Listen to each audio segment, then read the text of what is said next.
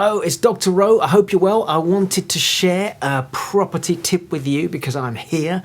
You might have seen one of my other videos filmed in exactly the same spot because I'm actually at a hotel. I'm going to be spending the weekend presenting to a whole bunch of would-be property investors, and my brain's been buzzing with some of the questions that come up to me. And one of the things that comes up is to do with auctions. And I did get asked recently, Dr. Rowe, can you give me like 4 tips? What are 4 tips that will motivate me when it comes to auctions? Okay, so let's start with tip number 1. Now, a very good friend of mine, you might have seen him on BBC TV. His name's Martin Roberts. He's from Homes Under the Hammer, and if you haven't watched it, you got to watch it. It's a cracking program. Well, one of the things that I've heard him say many times, and I know this from my own personal experience, but people still don't do this, they'll go to an auction without doing this, is you've got to go and see the property. Meaning you need to walk in, look around, touch it and feel it and get a sense of what that property feels like. Jokes aside, I have actually physically seen people buy properties, meaning I've met them, and they've actually bought a property without physically going to look at it. And you might think, who the heck would do that? Me.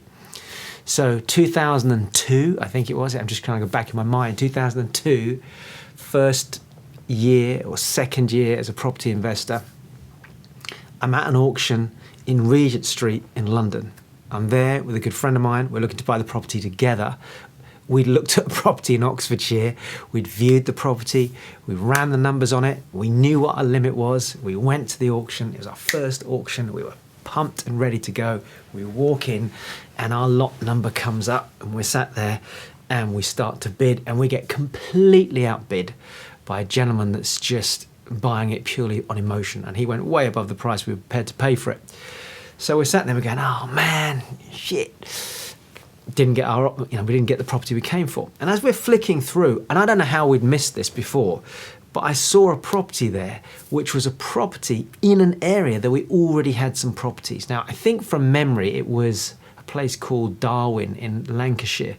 So we're going back a ways now, bear in mind when I'm recording this. And we already had properties in that area. In fact, we ended up with a portfolio, I think, in there of about 25 properties, something like that. But this was before we got to the 25. So I think we're 3 or 4 in. And I was like, look at this, look at this, look at this. There's a property really close to where, actually, no, it's Nelson. That's where it was. It was Nelson. It's a little place called Nelson. And I looked at it and we were like, oh, that's so cheap. £3,900 for a property in an auction. And it said, and the rent is... And there was this statement of the rent there. Now, I'll come back to that in a minute. We put a bid in and we started bidding and we picked the property up for £6,500. Our house for £6,500. I was over the moon. I was like, yes, we just bought an amazing bargain. We had not even been to see the property.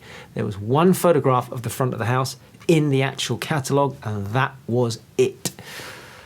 When we finally got to the property, having bought it, remember, and it was a 14-day completion, so I'll come back to that in a minute, is when we finally got to the property, we walked up and the key that we were given did not even fit the door. So we were given the wrong key to the front of the house. We went all the way around to the back, and it turns out that the key did not fit the back door. So we had to go with a builder back with a sledgehammer and literally smash the house open. And when we got in, it was not as it was described. And actually, the funny thing about this property was it cost us more to do the renovation than we actually bought the property for. I think we put 13 into it. We bought it for 6, so we're in it for 19,000. It revalued at about £27,000. So we did make a profit, but that's because we had a great team there already. And that's a video for another day. People do this. Now, you know, Martin, funnily enough, I met with him not so long ago. He was very kind enough to come into London and meet with some other investors that I got to know. And he actually said the number of people that don't go look at the property is crazy. You've got to go and look around it, because remember, you're buying an investment. If you're buying it as an investment, it might be that you're looking to buy it for your own home. But if you're buying it for an investment, there's a lot of things you've got to check. You know, you're looking to see, is it in the right area? Are the dimensions of the room? Imagine you're doing it as a HMO. And you walk in and you've got photographs and you've got dimensions, but those dimensions may not be accurate. So you've got to check, because if it's below a certain square meterage, at the time of recording this, I think 6.51 square meters is a single bedroom minimum square meterage. If it happens that the room sizes are not adequate, you're not going to get the income, or you're not going to be able to let those rooms out. There might be problems with the damp, there might be problems with the roof, there might have been a fire there. There's a whole, in fact, I've got a friend of mine that picked up a property in Scotland as a result of there being some fire damage, and nobody wanted to do the property because they thought it was worse than it actually was. So going to view the property is essential. But Dr. Oak, there's like 8 properties I want to look at in the catalogue, and they're an hour and a half, 2 hours from where I live, all in the same area, but it's a long drive, 3 or 4 hours away. Go and view the properties. If you're an investor, you're going to have to put some skin in the game, and that skin isn't just money, it's actually time as well. So get to the house, take a camera, take a clipboard with you, ideally take a builder with you, and your brain needs to be looking at all the situations, the scenarios that could be a problem with that property. And then you've got to come out of the property and you've got to look around the area, because remember, your strategy for that particular property has to fit with the area as well. The two have to match with each other. So that's tip number 1 that should motivate you about auction properties, is it's really good to go look at them. Tip number 2 is check the legal paperwork. And I want to carry on my story. So for example, in the paperwork that we had with this property, it stated in the catalogue the property's rented out for £3,500 per year. I was like, wow, we can buy it for £3,900, we bought it for 6.5, and the rent is £3,500 a year. That's amazing. What a great bargain, yield, return on investment, etc., etc. So our heads were doing all the numbers. The catalogue didn't have any information, so we didn't have a legal pack. So tip number 2 is get the legal pack. You have to get the legal pack, and with the legal pack, get copies. If it says it's rented, get a copy of the rental documentation, i.e. you've got proof that there's an AST there. There was an AST with this property, however, it had been manufactured, it was fraudulent. There were no tenants, because when we got to the house with our key that didn't fit the door, we looked through the window, and I'm looking through like this. Right, my partner at the time, my business partner, and I felt that big. I mean, literally, I looked at him, I looked at Dave, the builder, who happened to be from Lancashire. I looked at a sourcing agent that we had with us as well, that knows the area, and they were just literally looking at us, and they were like, you guys are just, what did you do? You bought a property without actually checking it out. So not only did we not have the keys, but there were no tenants in the property. So my big suggestion is, get the paperwork. Right, this is tip number 2, remember. Get the paperwork, check, is there a tenancy agreement? If there is, because it said it in the catalogue, now go and visit the tenants. Go and meet the tenants. I actually spoke to somebody a couple of years ago that in the catalogue it said the rent for the whole property was £850 a month. There was even a tenancy agreement for £850 a month, but when they went to the actual property, yes, there were tenants in there, but the tenants weren't paying £850 a month. They were paying something like £600 a month. So again, even that was falsified information. You've got to be aware of these things, because ultimately you're the person buying the property, and if you get it wrong, you're the one that's going to lose out. So number 2 is get the legal pack, and anything that's in the legal pack, double check it. Okay, there's all sorts of legal things to talk about there as well, but in this case, for example, tenancy agreements. Deep breath. Okay, all right. Tip number 3 is, when you go into the auction, I'm going to give you an in-auction tip here. And this is really interesting. And this is a tip I heard Martin Roberts say years ago when I was literally sat with him talking to some other people. He said, okay, when you're there and you're bidding at an auction, bid with certainty. Now, this is a beautiful tip, and I learnt this. And in a way, we learnt this the hard way, because, I mean, even on this one, we were like, oh, well, what do you think? Yeah, what do you think?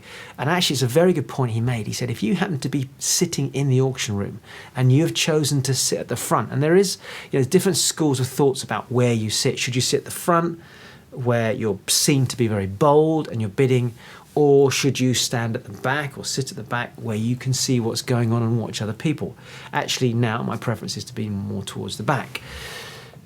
But what he said was, and this is a very good point, a very good tip, and I love this because we made the mistake of doing this the first time, is if you're sat there in the front and you happen to be with somebody and the bidding starts to go and you kind of want to get into this now, is be aware that if you show any hesitancy, people will spot it. So if you're sat with your mate and you go, 75,000, 75,000, 77, I'm looking for 77,000, 77, and you go, what do you think?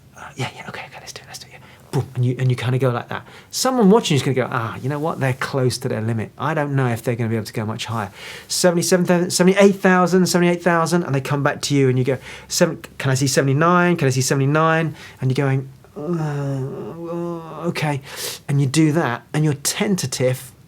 That lack of certainty, that lack of commitment shows anyone else in the room they're close to their limit.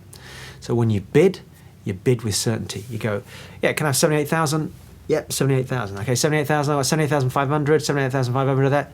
79,000. 79,000, do I have any advance on 79,000? 79,500, 79,500.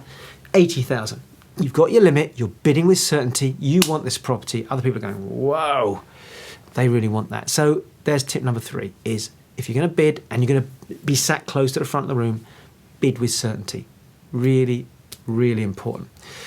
The 4th tip I'm going to give you is also in the room, and it's about awareness.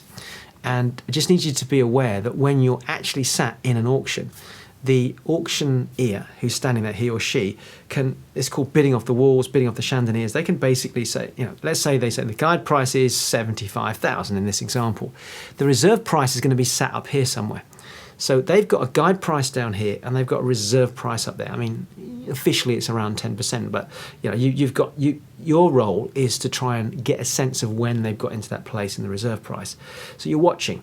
Now, anywhere up to here, they can literally make up that figure. So, it's quite good for you to be aware of this, because when you go in there, they'll go, right, okay, so we've got 75, we've got 73,000, 73,000, 73, and they'll just point to a wall, 73, they might point up there. They're kind of over the heads of people, but they're not specifically pointing to one person or naming a person or identifying a specific person. So they'll say things like 75, 75, 76, 76, 77, 78, 79, 79. Now let's say that the reserve price is 79,500. 79,000, do I have 79? It's in the room, 79,500. So they'll say things like, it's in the room, I have a sale today, or they'll point to somebody specific and say, gentleman with the glasses, man with the bald head, lady at the back, 79,500, 80,000, gentleman over there, 80,000, lady at the back, do I have 81,000, 81 lady at the back there, and now it's in the room. So we've got a real sale there. That means that we've now gone beyond the theoretical, because remember, if they don't get to the reserve price which they're looking to achieve, they can't bid themselves, so they'll just pull it back. And I guess that's the 4th tip is be aware, listen, and watch for when it's in the room. When it's in the room, now you're in a position to start bidding. But again, if you're sensible, wrapped up into the whole process of this tip is, why do I need to be aware of that? Because now I know it's in the room. I now measure when I'm going to bid. Now, ideally, you want to wait and wait and wait. Let it get it really close. Don't get too, because I want that property. You see people go, oh, no. Wait. It's going once, 82,000, going twice, and then you come in, boom. 82,500 from the gentleman at the back there. And the other person's going, oh no, I'm so close to my limit. And they go, 83,000. And it's back here, 83,000, so 83,500. And then the other people go, oh man, because you've pushed them to the limit and now you put your offer in. So that's my 4th tip. Hopefully that's useful to you. I mean, there are some other things I can tell you. For example, if a property does not go under the hammer and it gets withdrawn, it can go to the back of the room there, the auctioneer's there. You can go and negotiate. You can put an offer in even though it hasn't been actually. And in fact, you might find the actual seller in the room or on the phone and they're open to you selling, because remember, typically it's 28 days. But what if this property was in there for 14 days? It has to be completed in 14 days. They're distressed. You're keen to get involved. They want a sale. You make an offer. It didn't go in under the hammer, but you've managed to pick the deal up at the back of the room. And that's another great strategy as well.